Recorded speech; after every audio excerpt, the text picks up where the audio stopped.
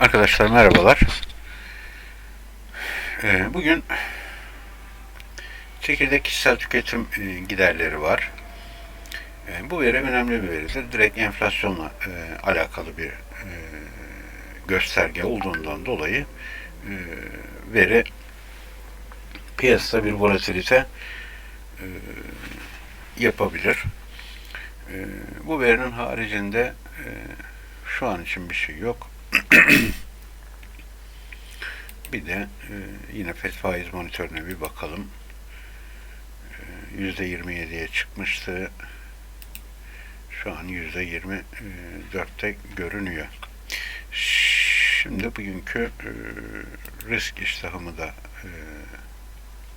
izah etmiş olayım. Bugünkü risk iştahımda nötr olacak. Yani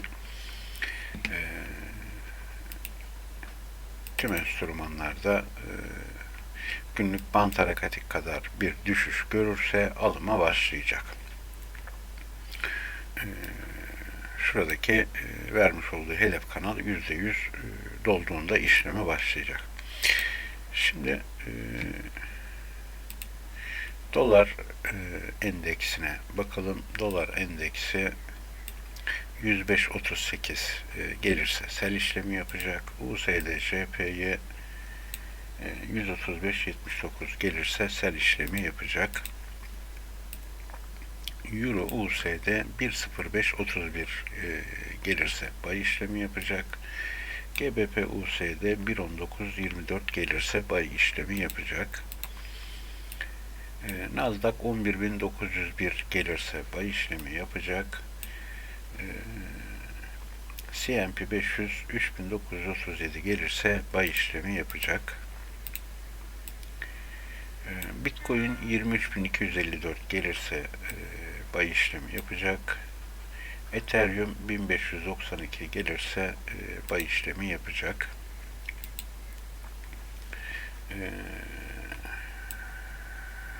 Matic 1.26 66 gelirse buy yapacak.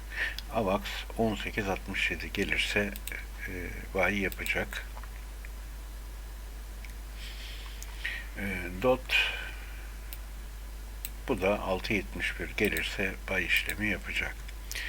Şimdi ons altında da 1802 gelirse buy işlemi yapacak.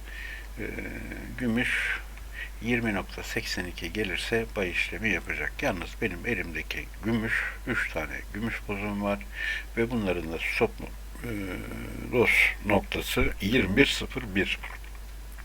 Muhtemelen bunlar bugün stop olacaktır. Onun daha da aşağısına inerse yani 20.82'leri gelirse gümüş oradan bir tane alım yapacak. Yani 3 tane stop alınacak. Onun yerine belki bir tane yapmış olacağız. Bugün için bu videoya ek yapacak başka neyimiz var? Bir de CopyTrade sayfasına bakayım. CopyTrade sayfasındaki büyüme %264. Bu video şimdilik bu kadar olsun. Önemli bir şey olursa bu videoya ek yaparım. Herkese kolay gelsin.